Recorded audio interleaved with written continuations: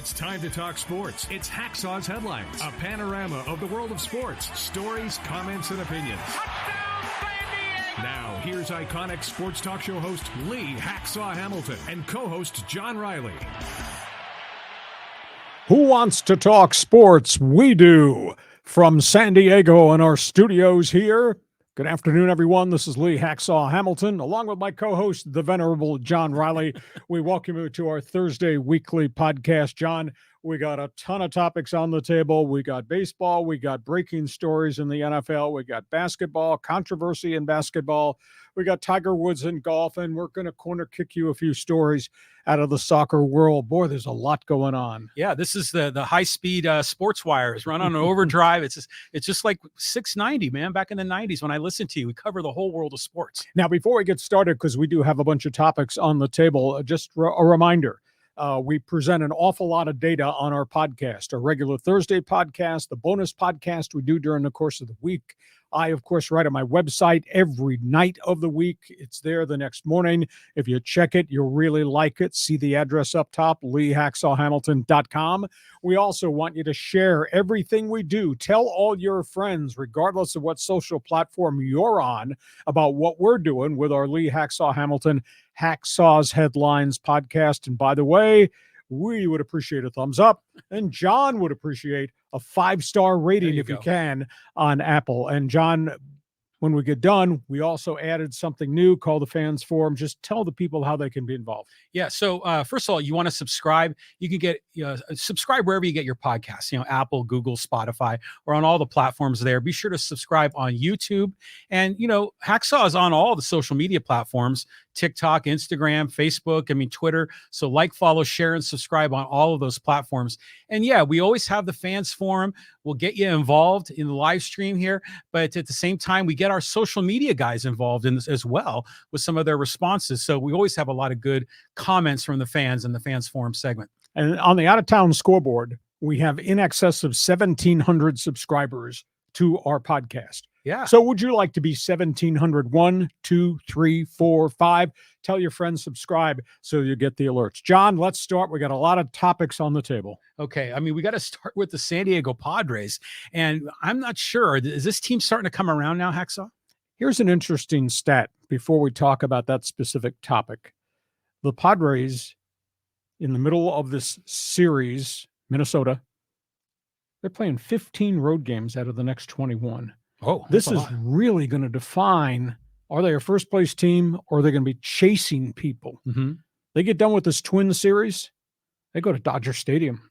3 more games there, and we know how the last time they saw Dodger Blue worked out.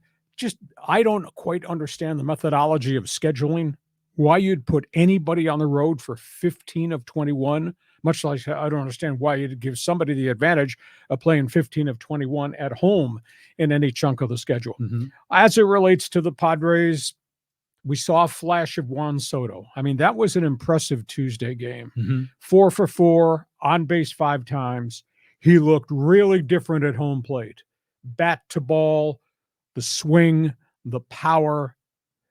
Now, I don't know if that's a one-game aberration or whether they've discovered a flaw in his stance in the box, because at least in the 4 for 4 night, and he's hit a lot of balls on the nose in the last week or so, but in that night in Minnesota, he was on base 5 times. He wasn't moving in the batter's box. He wasn't ducking. He wasn't moving his head. He wasn't moving his arms. He was stationary waiting for the pitch. I don't know if that's a one-time aberration or whether they solved it. Manny Machado, 3-run bomb in the Tuesday game, starting to hit a little bit better. I can't get away from the theory, though. He hit 152 for the better part of a month. Just absolutely stunning. I look closely at him, John. He doesn't look right to me in the batter's box in terms of explosiveness of swings. He doesn't look right running the bases in terms of power. Now, he's making a ton of great defensive plays, but that's just move left, move right, make a throw. I don't know that he's healthy, and that's a big issue to me. Tatis is Tatis. He's hitting the ball on the nose. He's hitting home runs. He looks like he's kind of really back into form pretty quickly. And Xander Bogaerts has positioned himself maybe to be an all-star candidate at shortstop. He's had a really good start. The rest of the batting order is ragtag. You never know what you're going to get. Bob Melvin continues to move people around the batting order to see if he can find hot guys who feel comfortable in certain slots. We'll just wait and see. So what did you see in Soto? Your theory on health or not with Manny? And is El Nino? Well, they're coming around, and I'm starting to feel optimistic. As far as Soto goes, the exit velocity off the bat is up there. So, I mean, he's hitting it hard. So I think to your point, he's turning it around. I mean, maybe you should be the new Merv Retman of the Padres, get you in the dugout coaching these guys. But yeah, Soto looks different. I think he's kind of figuring it out. Now, Machado is a different case. Machado can fool you visually, because he's so kind of cool. He glides. And so if you really look at his swing, it's not a violent swing. It's always a smooth swing. And he just hits it just right and the ball takes off. And he's always susceptible to those sliders down and away, and that'll fool him. But they left some pitches up. He's starting to hammer those. Where you look at another batter like Tatis, where he's a more aggressive swinger, and you can tell the difference. And then even last year when Machado was on the bases, he runs, but he's gliding when he runs, and he's got the arms going. He doesn't seem like he's moving fast, but he can sneaky steal some bases. So I just think we have to understand Machado and appreciate him for what he is. Is he hurt? Well, he had a little bit of a back kink like a few weeks ago, but I don't know what his status is now. We'll see as May marches to June. I mean, if they're still scuffling June 1st to be a 500 team, I'm not going to like that. And by the way, nice headline. They have to win with this roster. Their AAA roster at El Paso is 15-19. Their AAA roster at El Paso is made up of 16 street unemployed free agents. The latest is Jose Iglesias, former shortstop, Tigers, Angels, Reds, pretty good hitter over the course of his career, decent shortstop defensively, but on the other side of age 32. That's the makeup of the roster. And they have 17 street free agent pitchers on the El Paso roster. The only prospects at El Paso right now is the left-handed pitcher Ryan Weathers that they're stretching out to bring back. And whenever he gets healthy, if he can stay healthy going forward, because he's had 6 different arm injuries, Adrian Morion. That's it. They have street free agents in El Paso. None of them I would view as established, I can help you major league players. So this is an end result of the general manager trading away. Mm-hmm. You go look at the box scores of major league teams. There are ex-Padres everywhere, and a chunk of them are having good seasons. Now, it's not to say they don't have good guys at Lake Elsinore, because they got 3 or 4 good ones, and not to say they might not have a good one or two in the Midwest League. But there's nothing in the farm system at this point in time.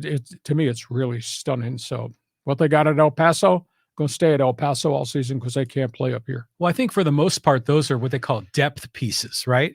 There are the 4A guys, the street free agents. So, most teams, their hot prospects are in the lower minors. That doesn't surprise me too much. I just think, they've got, in case there's injuries with the big league club, they can bring some guys up. But Weathers has been really good in El Paso. And they're saying that, with this stretch of 15 out of 21 on the road, they might go back to the 6-man rotation and bring him back up. I mean, he's definitely very deserving. I mean, I was shocked when they sent him down in the first place. Well, they wanted to stretch him out. And again, I was shocked how well he did when he first got here this season, because I thought this was going to be a reclamation project for Ryan Weathers. And it looks like all the things they've taught him have really, really worked well. So that's the summary on Padre baseball. 15 roadies in 21 games. That is just hard to fathom. And being on the road is really tough. On we go. Okay. Next topic on the table. All right. We got to talk about this NBA series with the Lakers and Warriors. I mean, this is unbelievable. Well, they're getting ready. Can the Lakers run these guys out? And it's important. If the Lakers don't want this series to stretch out, John, because obviously Anthony Davis, LeBron James are piling up enormous amount of minutes on the floor. If they can end this series real quick, don't let this sucker go to 7. Mm-hmm. That means they get almost a week off, which is huge for those old dogs at the top of the roster. No doubt. I think the other fascinating thing to me is that the Lakers have won 7 of 10 in the playoff run. This coming right on the heels of them forging their way, forcing their way, dragging their way into the play-in series. Lakers are getting contributions from different guys on different nights. So I guess that's good that we can have a guy come off the bench and score 15 points in one quarter, as the Lakers got from Lonnie Walker. And I think it's good that Jared Vanderbilt gives him really valuable minutes in certain matchup situations that he can kind of dominate defensively. And it's obviously good that they're going to get some points off the bench from people like Dennis Schroeder and Rui Hachimura. If this continues the way it's continued and they can get rest between the series because they're winning these series early, I think the Lakers are an NBA Finals team. Now, granted, they're going to have to play the next enemy, and that might be Denver or it might be Phoenix, and those won't be easy series. But if they're rested while those other guys are grinding through 7-game beat your brains out series, that's a wild card thing in favor of the Lakers. So, I mean, to me, it's really impressive how it's, quote, finally come together post-trade deadline, and Darvin Ham just keeps pushing buttons, and right guy pops up, and here's Lonnie Walker hitting 4 shots in a row off the bench and scoring 15 in one quarter. Difference maker, just like all, the Hachimuras of the world, difference maker. So this is kind of cool. Yeah. Lonnie, who, when he came out and he scored, and this is what makes a team great when you have contributions from different guys every night, because you can't depend on the superstars to have 30-point games all the time. These role players need to have their moments. So yeah, I think the Lakers are very well set up to go deep in this playoffs, even if they just barely snuck in. Because when you've got LeBron and AD, I mean, anything can happen. Well, those guys playing 42 to 45 minutes a night, that's a lot of wear and tear on guys with 100,000 miles on them. Quick comment on Golden State. They've had a phenomenal run under Steve Kerr, the Splash Brothers, etc. But you look at them now collectively and you critique them. And here's a team, for example, that had a 10, 12-point lead. And they're coasting in the third quarter, and they're coming down on launching shots from the next area code with 18 seconds left on the shot clock, rather than running plays, taking time off the clock, and they miss the threes, The ball's going the other way, and the Lakers are putting it in the hole. And all of a sudden, 12 is down to 2, and then the Lakers just absolutely go crazy. So Golden State's methodology that used to work with the Splash Brothers doesn't seem to be working right now because everybody's missing threes. They're undersized in the paint. They're having a really tough time with Anthony Davis. And they do move the ball, and they do want to force tempo, but man, they turn it over an awful lot. So I just don't know that this is the same Golden State team that we said, wow, look at how great this group has become, because it's just not working now. I'm kind of, and Kerr is one of the bright, smart guys in the league, and I just sit there and say to myself, can't you control this? Can't you make it fit better so you're not burning all these leads and burning up your great star players? Yeah, it makes you wonder, because it's like those role players. Because you roll the clock back 5 years ago. I mean, Durant was on this team, and they've had other really great players that have complemented the Splash Brothers and Draymond. But their game is that tempo, that extra pass to get guys involved. But they are getting a little long in the tooth. And I think, Draymond Green kind of wears on the refs, wears on the fans. And he's one of those players, and, is he one of those players where you're happy he's on your team, but you hate him if he's on the other team? Yeah, but he's also a little bit high maintenance, I think. You need to draw the line. Don't step over the line, Draymond, because it's going to have a negative impact on who we are and what we're trying to do. Yeah, but still, Curry is just so special to watch. Oh, yeah. I mean, just the way he plays the game. I mean, he can hit the impossible shot. He can drive the lane and flip it over his head. He had that one behind the back pass that was incredible. So that guy is brilliant. But I do think they fall in love with the three. You get Jordan Poole in there. He thinks he's Curry version 2.0. He starts launching it. So sometimes I think, they should rethink things. They don't have the bulk to go up against the Lakers. But if they have that fast pass, move that ball around, they can find the man in the open spot. Okay, let's talk about the other NBA series here out west. This has really been good basketball. This has been angry basketball. This has been intense basketball. This has been wild three-point shooting basketball. That is Devin Booker. That is NIKOLA Jokic. We're talking Denver, Phoenix, Sucker should go 7. It's exciting. You never know from one night to the next. Booker is another version of Steph Curry. His ability to make plays, make everybody around him better, his ability to take it to the hoop and convert, his ability to stand outside and drill it. What a tremendous player. He is averaging, John, 36 a game in the playoffs. Wow. And Kevin Durant is averaging 34 per game in postseason. And I'll say this, Durant has really struggled to get his 34 points per game because they have defended him, they've banged him, they've doubled him a lot. He still makes a lot of shots. He does make a whole pile of passes. But those two guys are just dynamic. But they don't have enough. I mean, now they've lost Chris Paul again. And off the bench, I don't think Phoenix is that good. Jokic, to me, is such a unique specimen.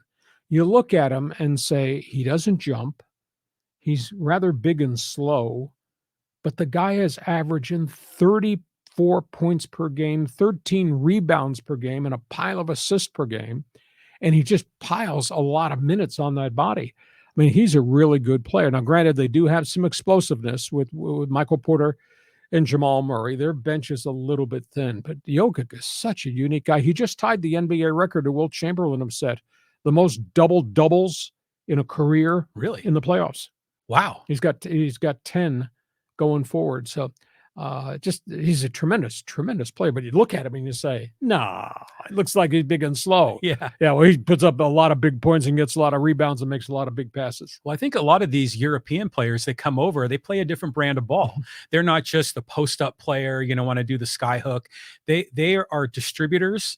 They can play a point forward when necessary. And I think Jokic is one of those kind of guys. But I don't know, I just love seeing the Suns and the Nuggets. I mean, for the longest time, it's been Lakers Warriors. So in the West, I like to see some of these new teams rise up. And boy, they're banging on each other.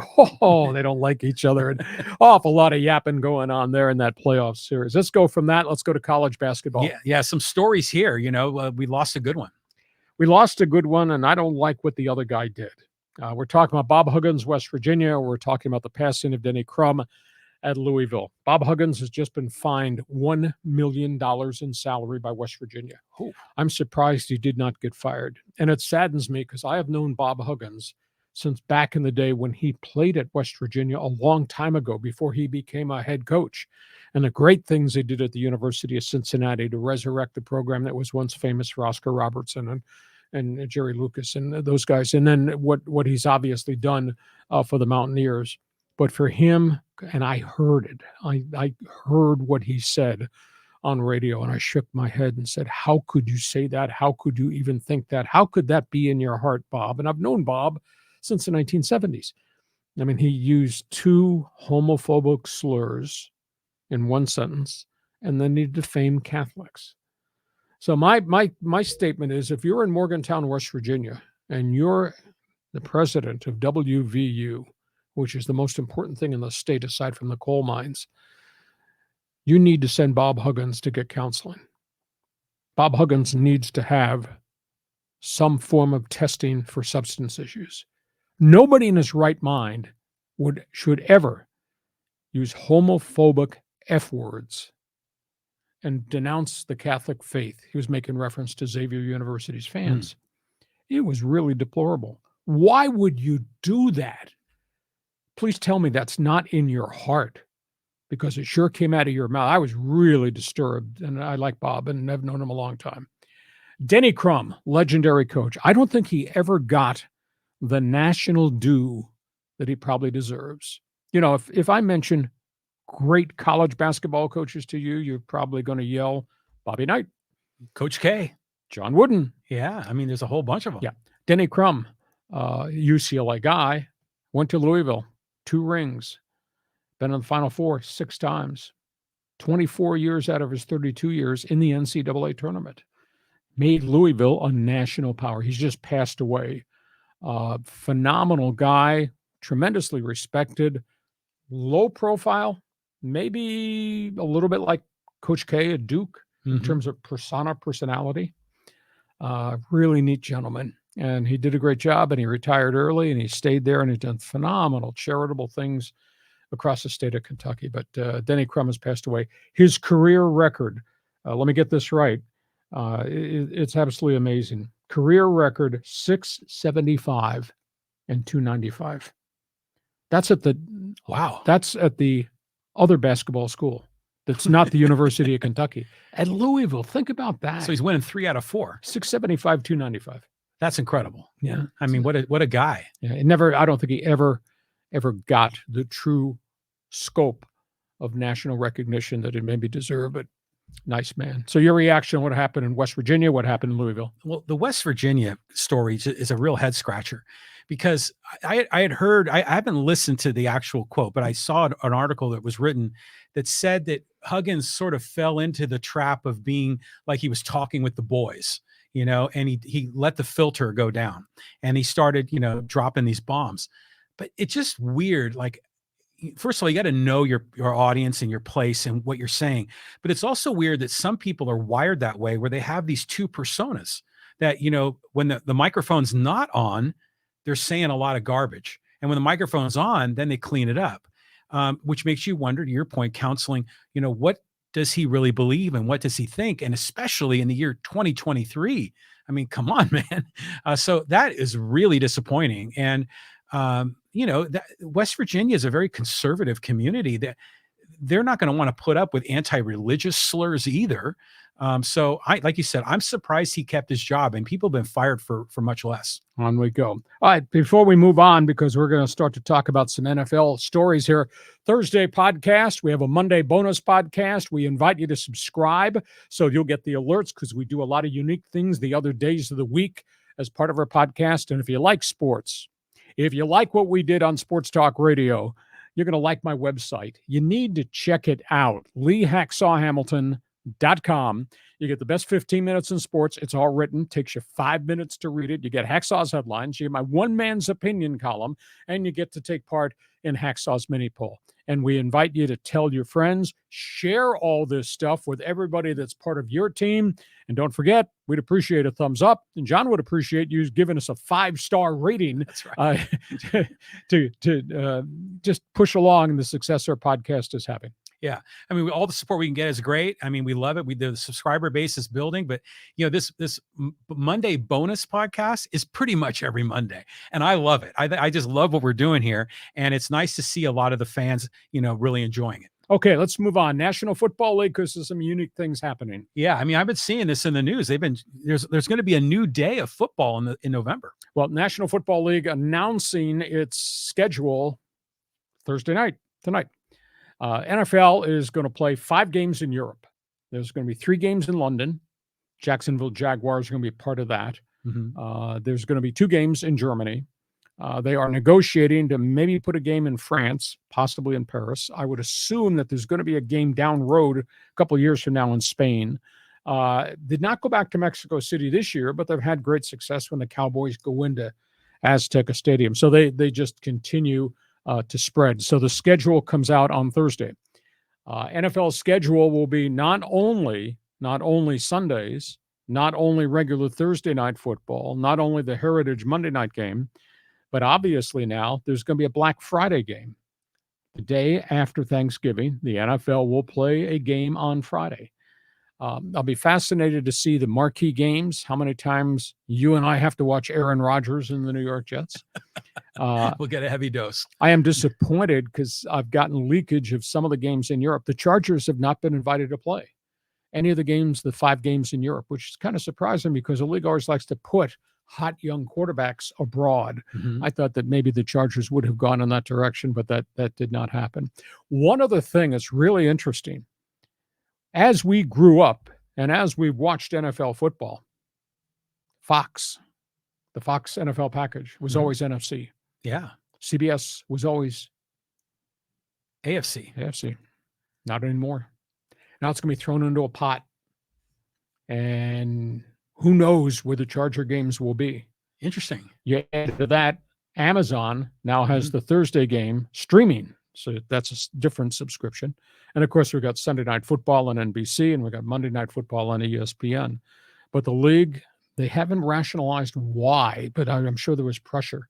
Because really the marquee teams, the neon light quarterbacks are all in the AFC. Mm-hmm. So I bet Fox was pushing that, hey, we need more AFC games on our network because Yeah. of the amount of money we're paying. So look for that as the schedule comes out Thursday night, that it won't be Fox, NFC, CBS, ABC, lock, stock, and barrel games and be crisscrossing all the time.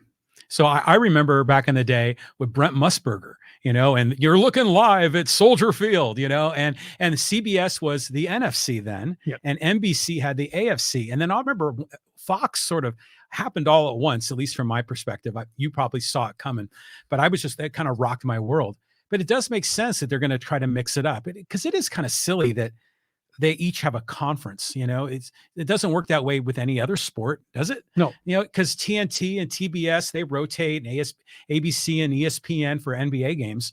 So that makes sense. But I like the Friday game. I mean, didn't there used to always be like a college game on that Black Friday? Oh yeah, there still will be. Yeah. Yeah, they'll be all usually the SEC and all that. Mm-hmm. I think the other thing to look forward to is the NFL has always at the end of the season flip games into Saturdays after the college regular season is over. Right. And I think that's probably coming. Yeah. If you want to take time out now, go tell your wife that probably a year from now will be NFL football every day of the week. And you control the TV at 5 p.m. every day of the week going forward. So schedules come out.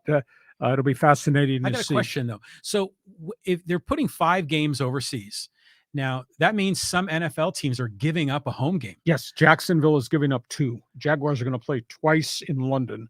They were the ones that helped the league kind of plant the flag. Mm-hmm. That was when Jacksonville was really bad and they weren't drawn very well. And so the owner indicated, hey, we'll volunteer. We'll be the home team for the games in London. So they're going to play 2 of the 3 games based in London. I think Miami's going to play the other one. And then the game, Kansas City's playing a game in Germany. And I think Buffalo is playing the other game in Germany. So they do give up a home game, but they make a lot of money as a byproduct anyhow. I was going to say they must have negotiated it so they'll still make an equivalent amount of revenue that they would have made if they had kept the home game.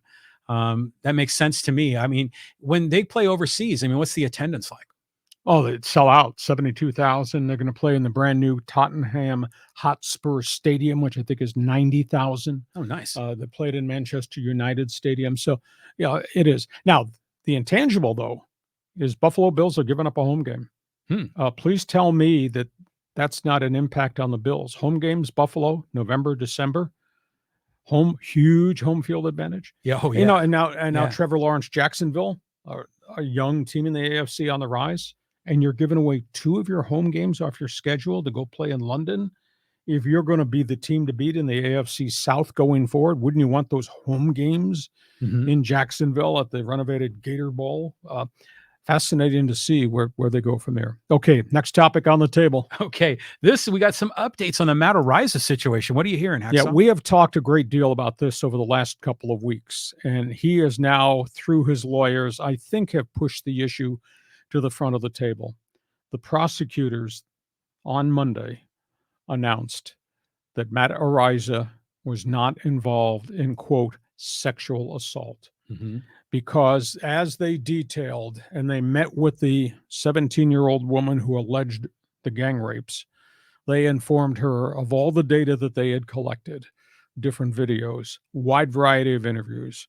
People came forward that were at that party and said Matt Araiza was with that teenager in the yard. They did have consensual sex. Matt Araiza was not in the house. Matt Araiza left the party at 12:30 a.m. The sexual assaults allegedly took place at 1:30 in the morning. So those are the details of the final aspect of the investigation, that Araiza was there with the woman. There may have been sexual relations consensually. He left the facility. He was not there when whatever happened late happened. Matt Araiza this week on Wednesday sent through his lawyers a letter thanking the prosecutors for going public with the specific details as it relates to him, and says we can now deal with the facts, right? Not somebody's assumptions. And the facts are, I was not there when whatever happened. And I think this is all a direct push for the word to get out publicly that he's not guilty of anything except maybe bad judgment, and he deserves a chance to be in the NFL.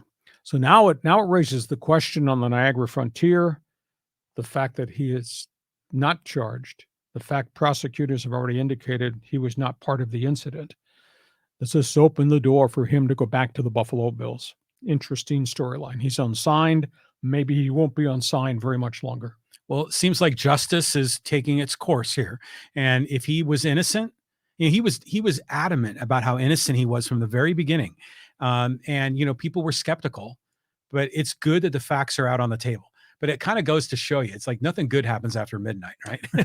So anyways, I'm happy to see that he is in the clear. Hopefully he gets another shot in the NFL. Yeah, I hope he gets another kick at the can to kick the football for somebody in the NFL. And it might well be the Buffalo Bills, because if you read between the lines, when their general manager, at the point they released him, the only statement he made is, let's let Matt Araiza deal with his situation. Okay. And then we'll deal with him after that. Deal with the situation. Information, data is out there. His name has now been separated from the rest of the case. Will the Bills follow through and deal with him now that his situation has been resolved? Stay tuned for that. Yeah, I mean, who doesn't want the punt god on their team? Come on, he's going to get a job in the NFL. On we go. Let's talk about another topic, another location in the NFL. Yeah, I mean, up in Minnesota, passing of two legends here. Yeah, Bud Grant, of course, passed away a couple of months ago at age 95. Joe Kapp, his first great quarterback in the old days of the National Football League, has just passed away at age 85. Joe Kapp is a really unique individual. He played collegiately at Cal, did not have a chance to go to the NFL. He went to Canada. He won a Grey Cup in the Canadian Football League. Very different. You talk about a hybrid quarterback, run, scramble, throw, not the norm. Joe Kapp played really well in Canada, came across the border right after Bud Grant, who was in Canada and won Grey Cups, came across the border. They linked up in Minnesota together. Joe Kapp was the quarterback when the Minnesota Vikings went to one of the first Super Bowls ever. They got beat up by Kansas City, but they went. Bud Grant, of course, wound up going to the Super Bowl 4 different times over an 18-year career with the Vikings, although he was 0-4 over the course of his career. But these two guys were linked forever in terms of popularity because they kind of planted the purple flag in the Twin Cities. So, and then when Joe Kapp's career was over, he played Vikings and he went to New England, finished up, came back. He went back to college, got his degrees, became the head coach at Cal Golden Bears for a couple of years. Kind of a very unique personality. But pretty good football player, and obviously quite a name that people recognize. So he just passed on right after Bud Grant had passed on. Well, I remember in the 70s when I first started following the NFL, one of the Raiders were in Super Bowl 10 against the Vikings, and that was Fran Tarkenton. So when did Joe Kapp finish his career? It must have been in the early 70s? Yes. Yeah, he was in Minnesota for, I don't know if he was there 4 or 5 years, then Tarkenton showed up. And then Joe went on and played a couple of years with the old Boston Patriots, New England Patriots. But eclectic guy. I interviewed him once. What's the favorite phrase? Out there? Okay. He was out there. Okay. Neat guy. Really, really nice career. And, just held in great esteem in the Twin Cities because he and Bud were the first ones that made them great. Yeah, and then it was the Purple People Eaters. Sure. And what was that other running back? Was it Foreman? Was it Chuck Foreman? Chuck Foreman. Miami Hurricanes. Yeah, I mean, so they had, and then what was the other guy? Ahmad Rashad played there. So they had some great players on that team. But yeah, Kapp, I remember hearing his name when he was the head coach at Cal. So I don't know, maybe I'm not quite dating myself. He's a little bit before my time. But he was out there. Okay. Holy cow, was he out there. Okay, let's talk about something different. Let's talk about hockey. Oh, I know. The draft lottery was just a couple of days ago, and man, I mean, the Ducks have got to be just really bummed out. I hurt my hand. I pounded the table when the final pick came out because the Ducks were one of 11 teams who were in the lottery to get the number 1 pick in the draft, and it came down to the Blackhawks and the Anaheim Ducks, and Bill Daly, the vice president of the NHL, flips the card over and says the number 1 pick goes to Chicago Blackhawks. Oh, damn. But, losing the season, lose the lottery. They get the 2nd pick in the draft. The draft is really deep. They're going to get a really good player. Adam Fantilli, University of Michigan, could be the second pick in the draft. Freshman at the U of M scored 30 goals, 65 points in 31 games at the U of M as an 18-year-old freshman, and he's coming out. Wow. So he'll be eligible. He'll be there. The other hot player is a huge center left winger by the name of Leo Carlson from Sweden. He's ready to play in the NHL, ready-made. He's played in the World Championships already at age 18. So the Ducks are going to get a really good goal scorer. Whether it's the center or whether it's the left winger, Carlson remains to be seen. By the way, as miserable as last winter was, and I'm not talking about the weather and the snow or the rain, or as miserable it was for hockey fans, the reality is the Ducks are in the middle of a rebuild. They played 4 of their top young guys before they were really ready. They put them on the ice in Anaheim. Granted, they finished in last place, but those kids got a world of learning experience. Pat Verbeek, the general manager, has 11 draft picks in his pocket now because he stockpiled through trades. He's got over $30 million in cap space. So they can really accelerate the rebuild really quickly at the end of June when the NHL draft is held, and the first week of July when NHL free agency begins. And I spent part of Wednesday at a press conference. The Gulls named their new coach, Matt McIlvaine, a Pat Verbeek hire. I'll tell you what, standing there and talking to Matt McIlvaine, he won 4 straight championships in Germany, coaching Salzburg. He's only 39 years of age. It was like I sat there and it was like I was talking to Sean McVay of the Rams or Brandon Staley of the Chargers. You talk about intellect. Nice. You talk about vibrancy. And young. And philosophy. With a world of experience at such a young age. So now Pat Verbeek's got to get him some players, that's for certain, because they didn't have enough players in a miserable 21 season here in San Diego. But the fans were at the press conference, and it was just kind of neat. So I think what happened last year in Anaheim, and a byproduct of what happened here in San Diego was a byproduct of what happened with the Ducks. I think it's a one-off. I think that they'll rally this thing. The Ducks have a ton of young defensemen in the pipeline. Most all of them are going to be in San Diego with the Gulls. I had an NHL scout tell me they think there are 5 NHL defensemen in the Gulls Ducks farm system, and most of them are going to be wearing that Gulls crest this coming year. So I think last year was a one-off. Oh man, it was like a year-long toothache. It just would not go away. And the Ducks only won 23 games. The Gulls only won 20. It's the worst year the Gulls have ever had. So we'll see if they can rally this. But Matt McIlvaine, boy, what a really unique guy to talk about. So this will be fun going forward. And you will sit next to me along the plexiglass on Beer Friday during home games, banging the glass at Pechanga Arena. So when you look at the NHL teams here, the Ducks have so many needs, right? I mean, they don't need just one superstar like Connor Bedard. So having all those draft picks, they just need a lot of quality players to fill in that depth, right? Yeah, but remember, at age 18 and 19, they're not going to be ready to play in the NHL. But you draft now, and maybe you find a gem. Maybe Carlson from Sweden is ready to play at the NHL level immediately. Like this group of young guys that they force-fed this year, they survived. They played. They couldn't do it all by themselves. They didn't have a lot of support. But you're drafting not only for now, but you're drafting for the second year and the third year of these kids' career.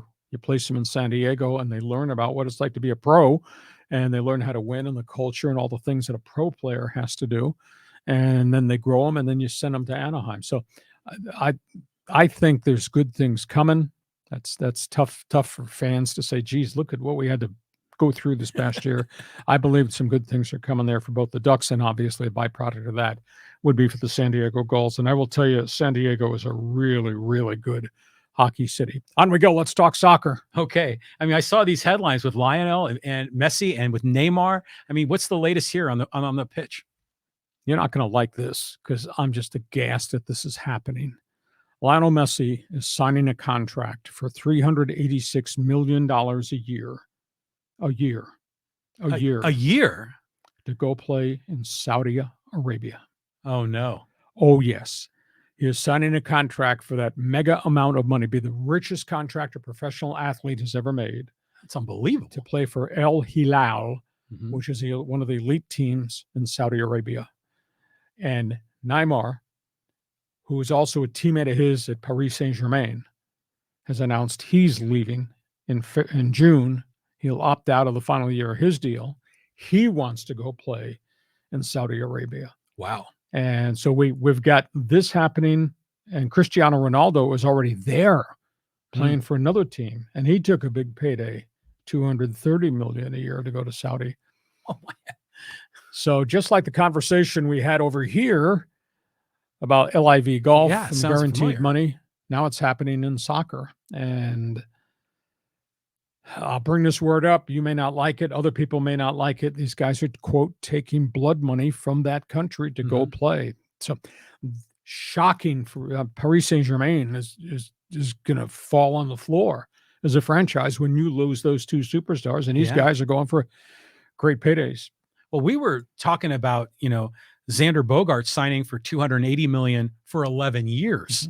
This is $286 for 1 year. It's oil money. That's insane. Blood money. It is. And that's the difference here, I think, because, the money is getting involved with NIL and college sports.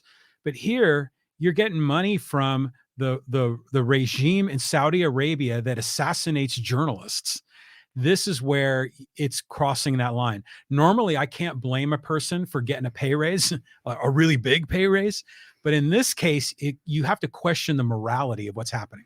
Well, I mean, I don't think that anybody is forgiven, as much as I like Phil Mickelson and Dustin Johnson and those guys, has forgiven them for what they did. And as much as soccer fan may love Messi and Neymar, where are they going and how are they getting this money and what does the money represent? And that to me is that's a big turnoff. But that's the latest story there in soccer. And the other factor in the equation, still to be delivered, is another part of the story, John. If these guys leave, what's to prevent the Saudis from making runs at elite players in the English Premier League, the best league in the world? Yeah. Could happen. We shall see. On we go. We got two other controversial stories to talk about. Okay. I love seeing Tiger Woods in the news again. I mean, it's got to be more to the soap opera, right? Oh, my goodness. Off the course, his life just continues to be a big issue. Tiger Woods' the lawyers representing his, quote, last girlfriend in court. She has filed a $30 million sexual harassment, sexual abuse, sexual assault lawsuit against Tiger Woods, charging he intimidated her into signing non-disclosure agreements while they continued their relationship and affair, got tired of the relationship, threw her out. Lawyer met her at the airport, told her she was not welcome to come back to Jupiter, Florida, to the mansion they live in, took all her money, possessions, just really ugly. She has now filed a $30 million lawsuit. The judge has all the data. The question is whether it actually becomes a lawsuit and goes to trial or whether it goes to arbitration, because the non-disclosure agreement said if there's any difference of opinion about this NDA, it has to be settled in arbitration. Erica Herman's response has been, there's a law that if sexual abuse or sexual harassment is linked to the non-disclosure is no longer legal, and I can take this thing to court. And she's asking for $30 million. So that's the latest with Tiger, recovering from another surgery, career in doubt, credibility very much in question. That's one thing. The other story is the NASCAR story, and we're waiting for a decision. Ross Chastain is one of the really vibrant, aggressive drivers on the NASCAR circuit. He's been involved with 5 different wrecks during the first half of the NASCAR schedule, knocking himself out of races, knocking leaders out of races. And his act has really worn thin because he's always running on the edge and he's bumping and grinding and putting guys in the wall. This past week, Delaware 500, he got in a fight with another driver in the pits after the race, after the two had swapped paint and wrecked each other. Jeez.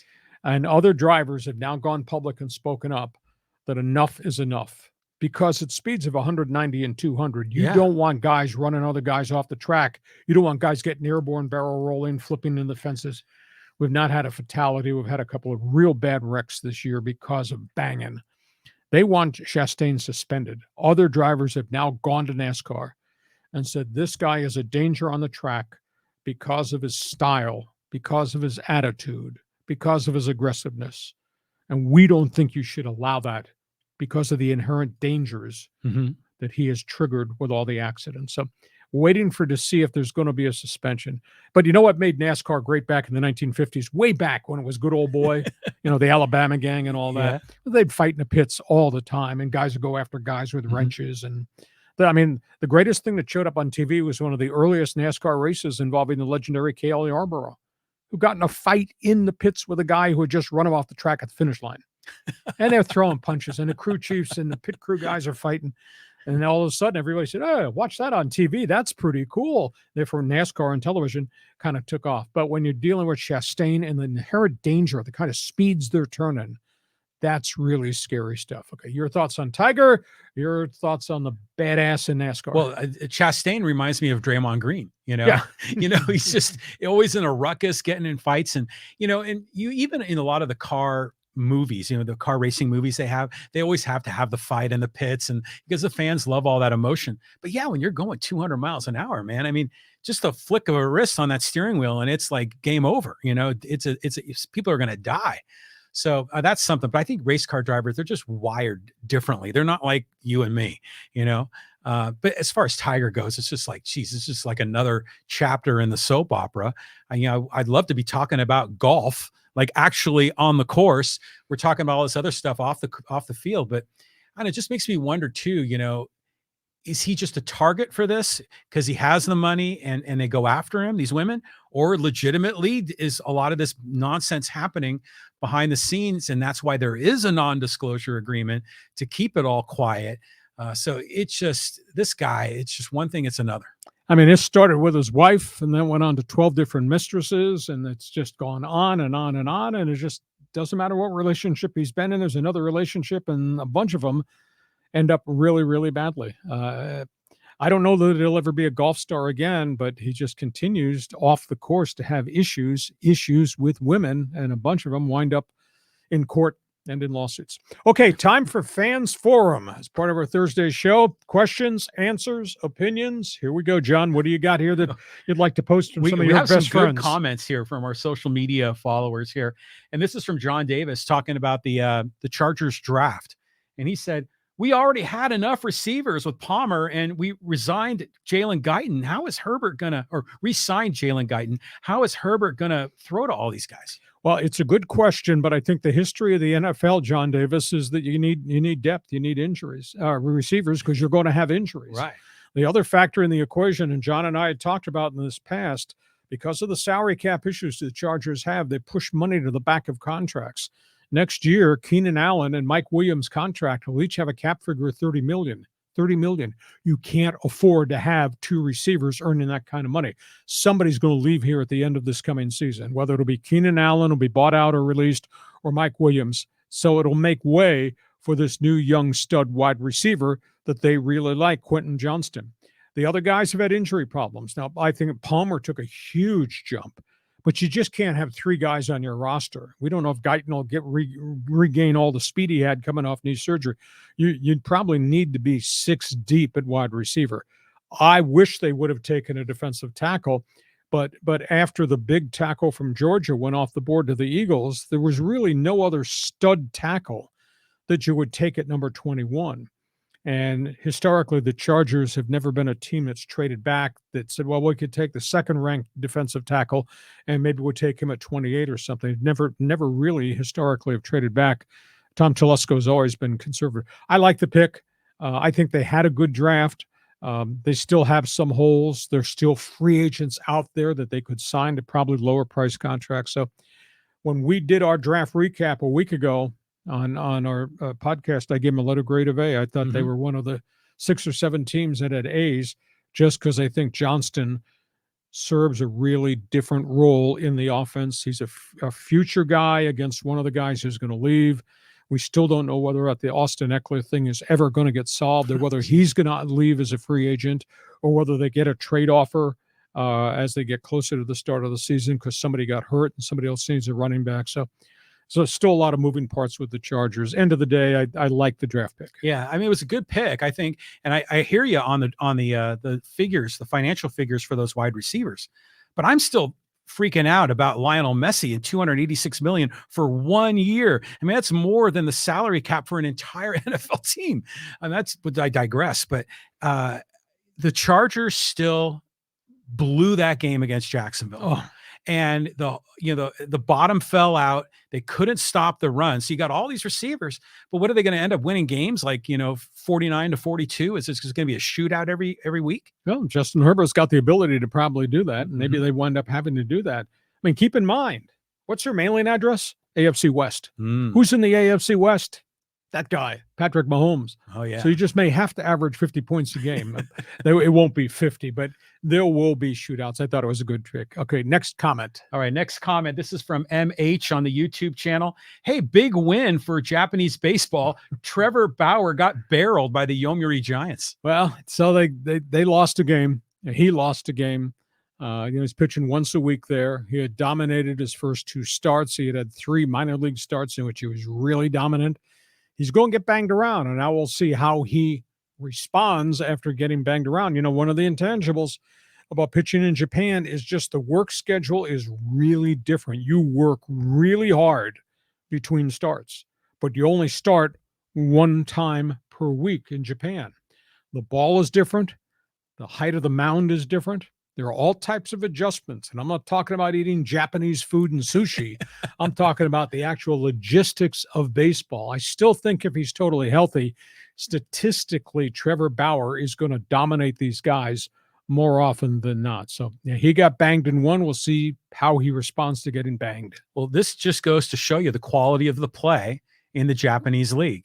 So, I mean, Trevor Bauer is legit as a pitcher. And if the Giants can knock him around, in the big dome there in Tokyo, then, that's a special league. And maybe we're going to see more of that talent come to America. How good is the Japanese league? Just witness what we saw. We came through with Team Japan World Baseball Classic. There's a lot of good ball players over there. Yeah. And more are coming stateside almost on an annual basis now as free agents. So you got international players in the NBA. We're going to see a lot of this in baseball. And this is what makes sports so fantastic. On we go. Another fans forum question. Okay, this is from PR Superfly on the Twitter channel. And he says, hey, probably need a straight shooter like you, Hacksaw, even though this is a more comfortable lifestyle now. Tell us the truth. Do radio personalities or stations get memos from the pro teams to not talk bad about the ball club? Sure seems like it is in the San Diego market. Well, that's a legitimate question. I never read memos. I didn't go to staff meetings. No, don't bother me with that junk. I have a talk show to do. I never once in my entire career as a voice of the Chargers ever was told what to say or what not to say. I got reaction from sometimes things I said, but nobody was going to tell me how to do my talk show. I do get the sense that within the last 5 years, that maybe the whole atmosphere of the rights holder, the flagship station, has been forced to change. My whole philosophy as a talk show host, John, as long as I'm fair to you while telling everybody on that 50,000 watt blowtorch signal I was on that was a bad trade, as long as I'm fair to you, that's part of the game. Right. But people do respond. People do get upset. I never, in the 13 years as voice of the Chargers, I never once had a problem with the Chargers. Not with ownership, not with coaches, rarely ever with players. I don't think I was a homer, but I always gave them the benefit of the doubt because I knew what was going on inside and who was hurt and who couldn't play well and who was overmatched and who had to maybe be out of position. But never once was I told. Now, I had problems after they left our station, and our broadcast team got treated really badly by the Spanos family. And then they started to push back, and to which I said, I don't work for you. You never paid me a dime. I'm going to say what I'm going to say on this talk show. Yeah. And then there was hell to pay. Then there were a lot of problems. But that being said, I think there are probably pressure points. The Padre radio station right now talks about our Padres. That's shaded towards homerism to me. Now, you don't have to be negative. You don't have to bury Juan Soto. But you can critique Juan Soto because I think that comes part and parcel with the job. And the same thing with AJ Preller, or the same thing with past ownership. Now, maybe there's a lot of pressure points now that weren't there 5 years ago and when I was doing talk show radio. The worst ownership in Padre baseball was Tom Werner and the group of 15, whose first words after they took over the franchise were fire sale. Well, they deserve to be roasted and criticized and ripped. But see, when you got competing radio stations and one of them's a rights holder, they may handle the hometown team a little bit differently than the other one that no holds barred. And that just comes with the equation. And I always took the philosophy in dealing with the Chargers, we're paying you a lot of money to put these games on the air. We do a really good job in our game day broadcasts and all of our NFL coverage. We're paying for the right to say what we believe. And with rare occasion were there problems at 690 with Chargers. Now, it came from other talk show hosts who were making rather bold statements. Everybody does their own talk show differently. So that's a really valid question. That sure sounds like a really good topic in a letter to the editor of the Union Tribune about what is the responsibility.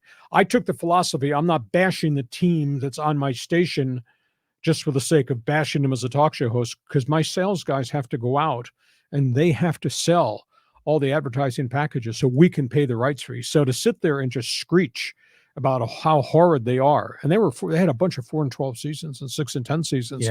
When I was voice of the Chargers. And then they got good and we were all excited. And I saw you drinking beer the night they came home from the AFC Championship game in Pittsburgh. What a night. What a night for sure in the rain. So, but that's a tremendous question. I think the pressure points are really different now than they were before.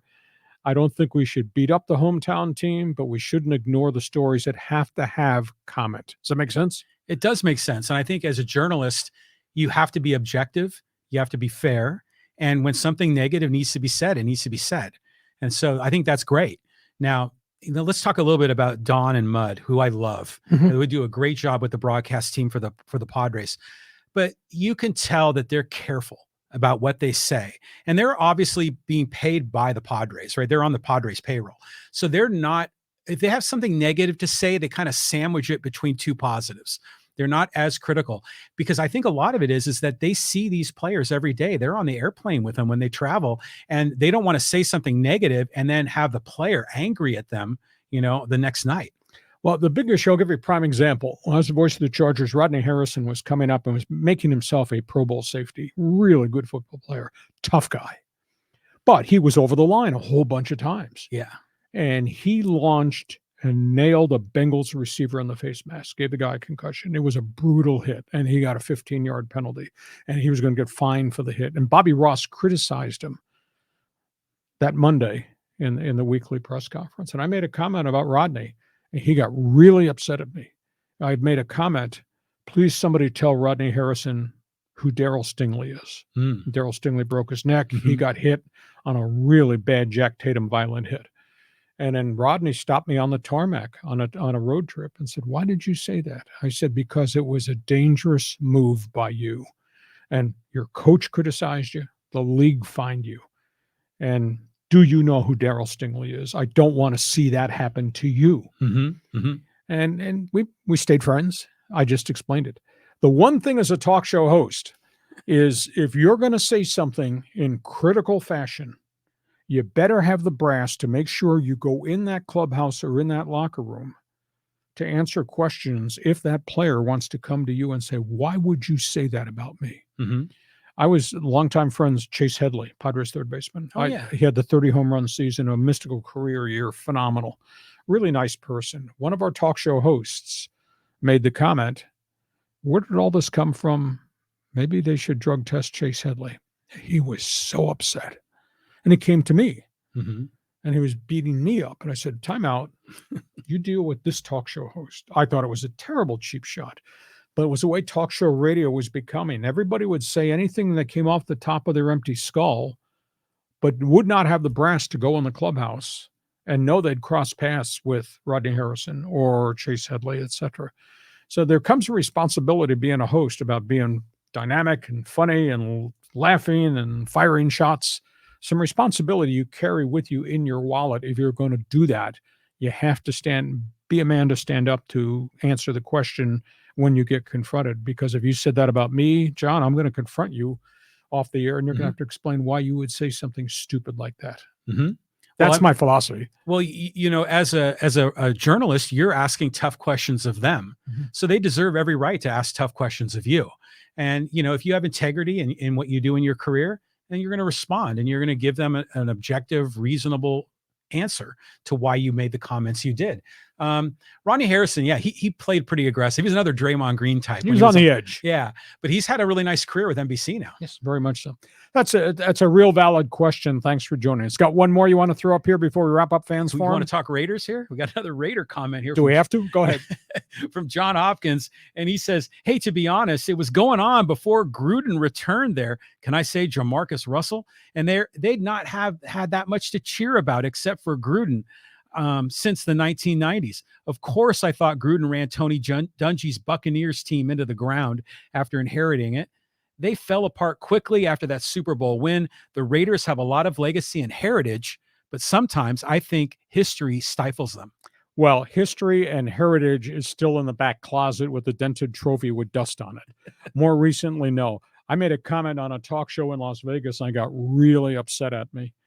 They had me on talking about the move of the Raiders, and it was exciting. And the new stadium, and the city is exploding with enthusiasm. And, it's obviously become a mecca of pro sports and building stadiums and arenas and franchises going in. I made the comment, do you people in Las Vegas know what you're getting? And the host said, what are you talking about? I said, do you know that team has a composite record of 90 wins and 182 losses in the last decade in Oakland? That's what you're getting. And I said, I'm sorry, with apologies in advance. You may call them the silver and black, but until they start winning, I'll continue to call them the silver and bleak. Well, I mean, they did sign up for getting Raider Nation and all the, their fan base, which is an eclectic bunch, to put it politely. But Vegas has to be excited to have an NFL team, of course. But yeah, there's a lot of baggage that comes along with that Raider brand. Yeah. Raider Nation out of jail on bail. Call now. Hey, listen, we hope you've enjoyed our regular Thursday podcast. We're here most every Monday for bonus podcast. Next Thursday, we're going to do something different. We're going to go into the best of archives. We're going to do a history of sports talk radio in San Diego next Thursday. John's putting the package together. We'll talk about how I got here, who we are, why we do what we do, and who you can blame if you don't like it. But you followed Sports Talk Radio for a long time. We created it. We invented it. We're very proud of where it was. It's very different now. But the history of Sports Talk Radio next Thursday, a week from today, on our regular Thursday podcast. John, have yourself a great sports weekend. Yeah, looking forward to all the great games. And yeah, the history of sports talk's going to be a lot of fun. Thanks for being with us. You have yourself a great sports weekend, too. Thanks for joining us again. Subscribe. Tell everybody about it. Hacksaw's Headlines. Join us again for Hacksaw's Headlines on YouTube, Facebook, and Twitter. And find the audio version on your favorite podcast apps. For more content, go to LeeHacksawHamilton.com.